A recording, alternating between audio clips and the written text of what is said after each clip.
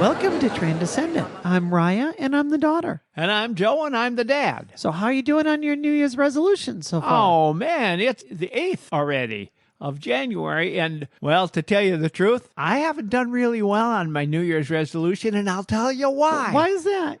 Because I don't make New Year's resolutions. No, I don't either. I haven't done it for years. Yes, but I have in the past. There's been times when I've done pretty much the most common one. As soon as the New Year is over, I'm going on a diet. I have done that one. I've also done the I'm going to quit smoking one.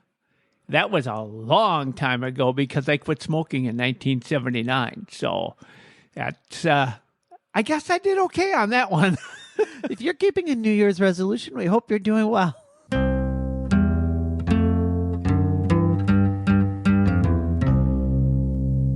I subscribe to a website, and I get information from them almost daily. It's LGBTQ Nation. Probably a lot of people have heard about that. The LGBTQ Nation does a lot, covers a variety of things that are happening in the news, good things and bad things. We're going to talk about a good thing here. In fact, I'm going to read you the opening 2 paragraphs from their website. They talk about Bucks County, Pennsylvania, and I'll bet a lot of you listeners out there already know where I'm going with this one. This is in the broad-based news for a long time. Bucks County, Pennsylvania has been the ground zero for some of the most bonkers extremist battles over book bans and LGBTQ plus policies in local schools.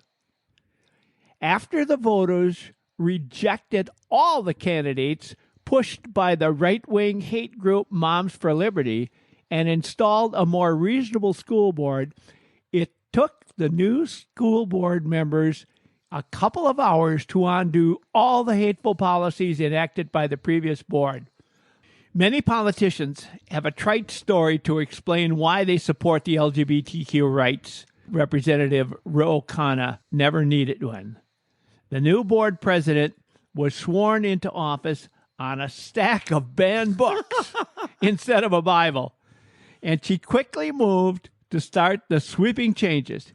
Each time a new member was sworn into office, the packed room was filled with applause and cheers. Outside in the parking lot, people were out there tailgating and enjoying it like it was a football game. They were applauding, and all of these things were happening as they were making all of these changes. In 2 hours, they made a lot of changes. It seemed as though, generally speaking, a major part of the community was very much in support of this whole thing. It was sort of like it was freedom again. I always think of Mom with this, who got her degree in library science, and I grew up with her always talking about the importance of books and the importance of libraries and the importance of reading. When all of these things started to happen in the culture, she has a button that says, I read banned books. And I always thought that was really funny or inspiring, maybe. When you have an influx of ideas, you can grow. But if you're limited to a certain subset of what you can learn about or what you can know, it really creates an echo chamber. And I don't want an echo chamber.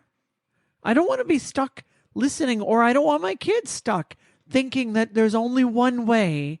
You have to think like me. And if you think outside of the box of how I think, you've gone too far afield. This previous school board had banned the teachers from using the requested pronouns that some of the students had asked for. They had to use the pronouns that they were expected to assigned do. at birth. Yes. Sure. You know, that's interesting because, are you familiar, Dad, with Jordan Peterson? Yes. Do you know that name? So he came to prominence years ago in Canada when they were trying to make the opposite. They said all college professors are going to be required to use somebody's chosen pronoun. And he said, that is not consistent with my values. You can't force me to say certain things. You can require me not to say certain things, and that's fine. But you can't force me to say something that I don't agree with. You can't make me, if I don't use this right word, that's wrong. Now, I think that he was really blowing things out of proportion. But it's interesting here that his more conservative viewpoint is completely at odds with what this conservative group was doing. That they were saying, we're not even going to allow you the prerogative of choosing to treat kids the way that they're asking to be treated. It was a free speech issue, basically. They were taking away these teachers' freedom of speech, which is exactly contrary to all of the values that we should be standing for in a liberal society. This group also would not allow the school to produce the musical Rent because it includes queer couples. There was a variety of other things as well, but those were some of the major things that were overturned within the first 2 hours that this school board was around. That's interesting. Rent, I think it was a challenging musical. I enjoyed the music. Have you ever seen it? Yes, I have. But I think I can see some parents saying, I'm a little concerned about this. Mm-hmm. But I remember also when I was in high school, so this would have been back in the 90s, it was actually just after I graduated, so it was when my sister was still in high school. They did a production called Things I Think About in the Middle of the Night, or Things That Keep Me Up in the Middle of the Night, something like that. Yes, I can't remember the exact title, but you're very close. And it was a series of vignettes where, so I mean, again, so this is, what are we talking, 30 years ago? Vignettes where students were thinking about the things that they were challenged with. And even back then, they were talking about some very difficult issues. So now here we are 30 years later and saying, that's a little bit too challenging for our kids. We don't want our kids to be involved in that. I don't know. I don't know how I feel about Rent. I think that the music is great, but I can understand some parents being a little concerned about that. It's like Mom said tonight at dinner. As a librarian, I understand why some people don't want their kids to read something. But if I want my kids to, I don't think that I should be restricted from doing that. If I want my kids to read The Wizard of Oz, I don't see any problem with that. Did you ever hear in one of the places, I don't remember which county it was, but it was one where they set these lists of all the banned books and the things you could be banned for X and Y and Z and all of these things. And one of the parents came and said, you know, there's a book that I want to have banned because it violates every single one of these things that you laid out. We should not have the Bible in the school. And they looked at it and they said, oh, yeah, the Bible does contain a lot of those things. And then they came back and they revised their policy. Oh, interesting. Which goes to show we don't want to limit ideas. What good does that do anybody? You don't protect people by not letting them ever learn about things. You protect people by making sure that they learn how to think well. And a lot of times when we're trying to protect our children from something, it's something they need to learn. If we want to protect them from ever being bullied, we're not going to be able to do that. It happens very often to adults, happens all the time.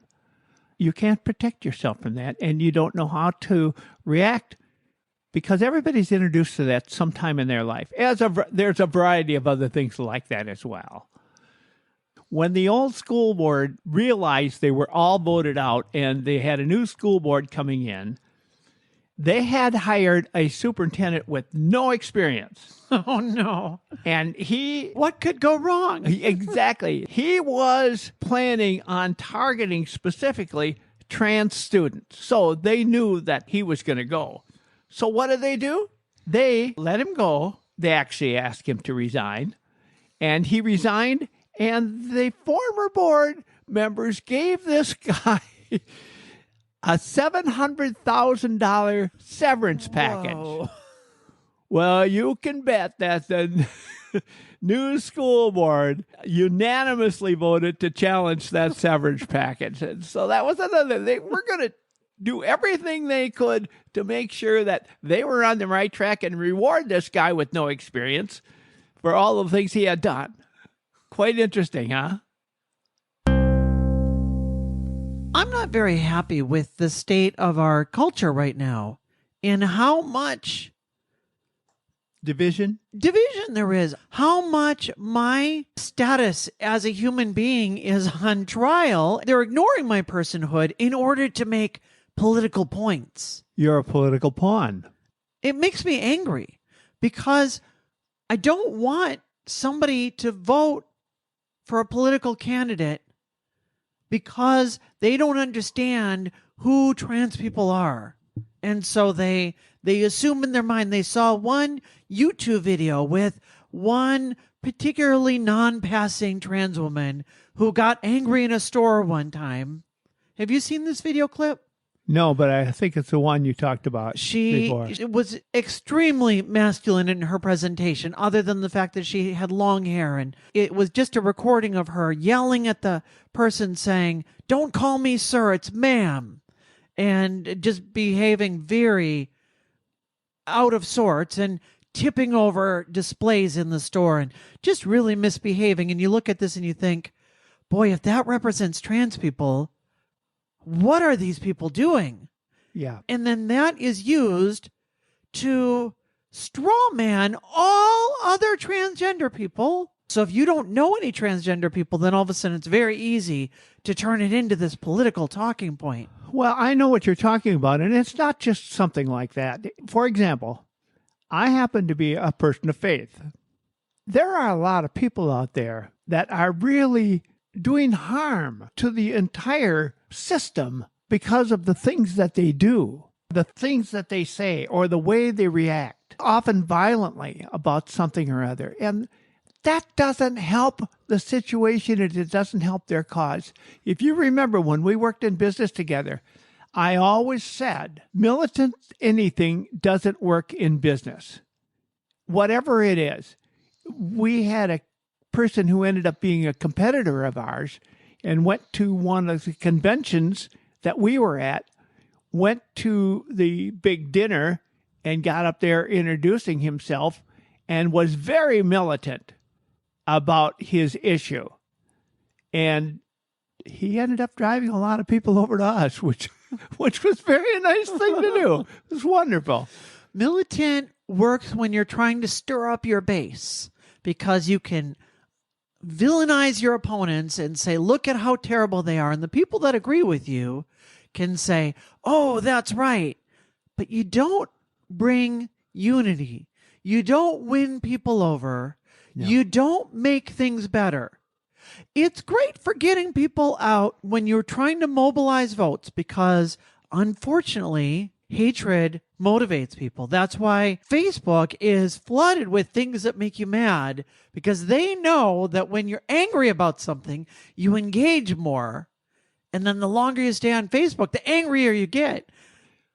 I'm not on Facebook hardly ever anymore because I don't want to be angry.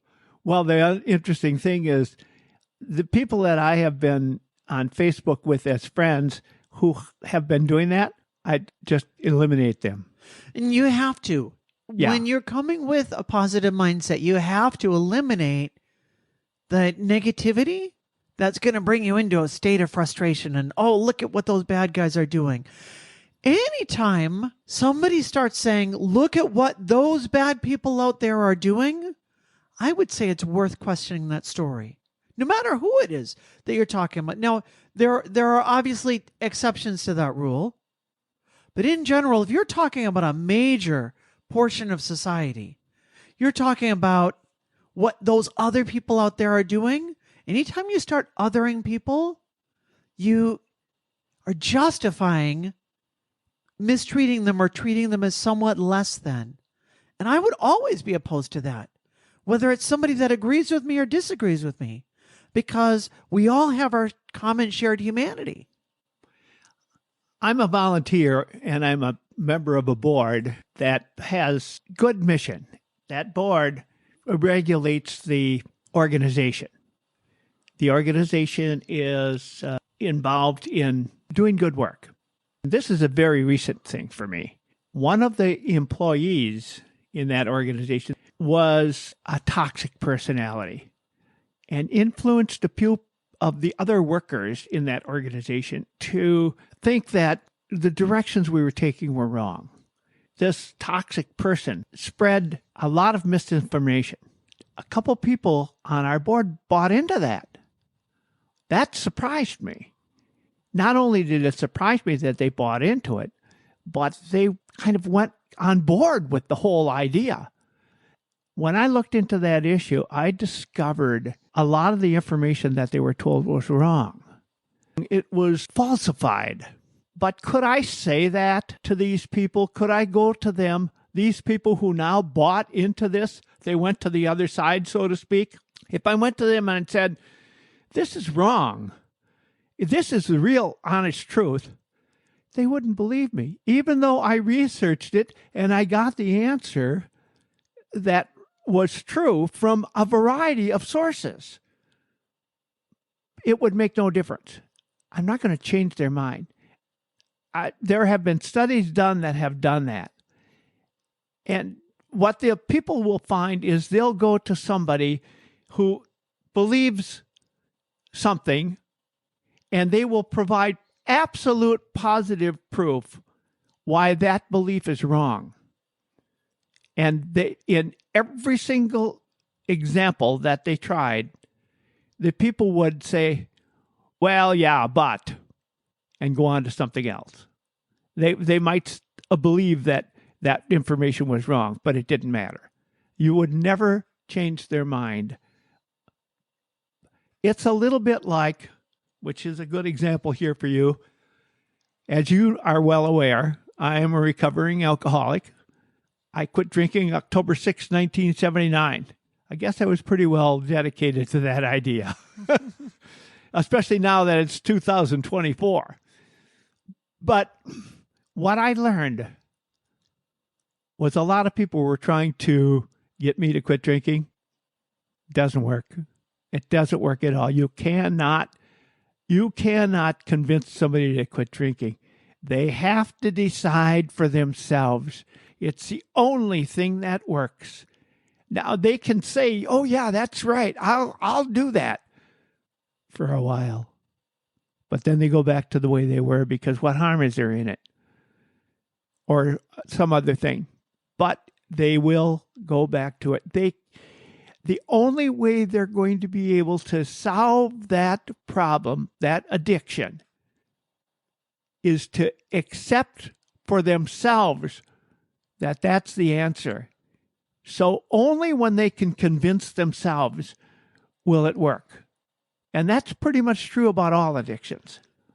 There's a place and a time for making political change, and that's very important. I would never want to minimize the need to make political change. Politics matters, and the laws that we pass do matter. But here at this podcast, what you and I are talking about, and what I am especially concerned about, and what you're concerned about, is that we maintain our relationships. Because ultimately, in the end, no law that I could ever get passed is going to matter to me like my relationships are, or to you like our family is going to matter, or the people that we care about is going to matter. And so both are important.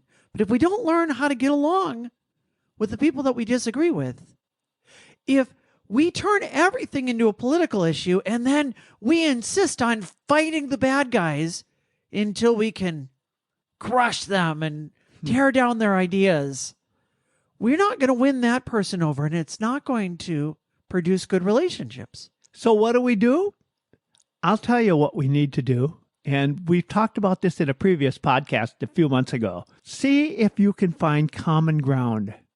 It might be something very small, but find common ground if you're involved with somebody that you want to continue to have a positive relationship.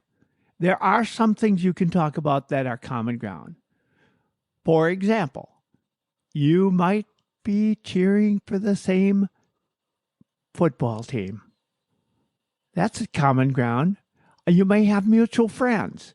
That's common ground. You may agree on a variety of other things, but find common ground, even if it's one small thing of common ground that you can both be on the same side. It will help to either preserve the relationship or strengthen the relationship. I've been watching the old Star Trek shows, not the old, but the Next Generation from when I was growing up, with Data and Captain Picard. I've been rewatching those. And I just got to the episode called Hollow Pursuits. And in this, they brought a new character in that was always, supposed to be on the Enterprise all right along, but you just never saw him. And he was named Barclay. That was his last name. And no one really liked him very much, and he didn't like anyone. So he would go into the holodeck where you could make your own fantasy world. And he made a fantasy world where he had all of the main characters in the cast that he would get into mock battles with, and then he would always win the battle. So he would beat Picard and Riker and, in their sword fights or whatever.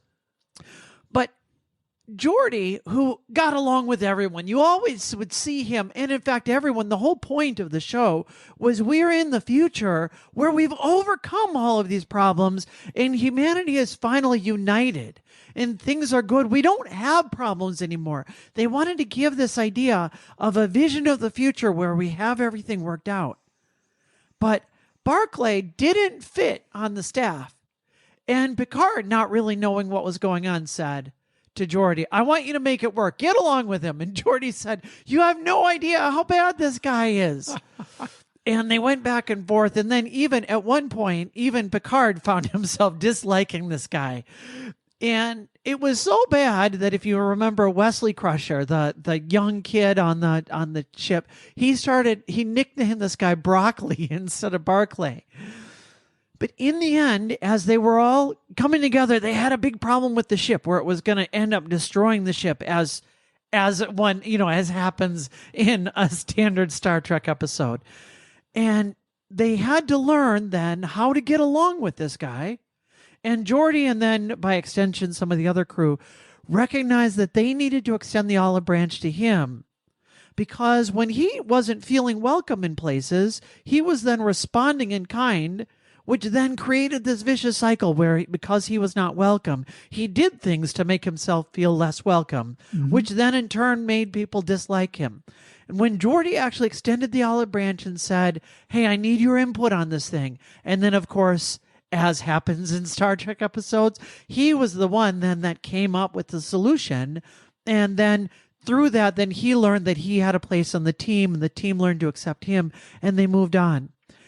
And that is the picture of what we need. It doesn't mean even when things are perfect, you're not going to necessarily get along with everyone, but you make the effort to extend that olive branch. And in doing so, you demonstrate to them your humanity by showing them that you respect their humanity. So where are you in this story? Are you the person that has been not accepted by other people, and so you're going to make things worse and you're going to drive another wedge between you?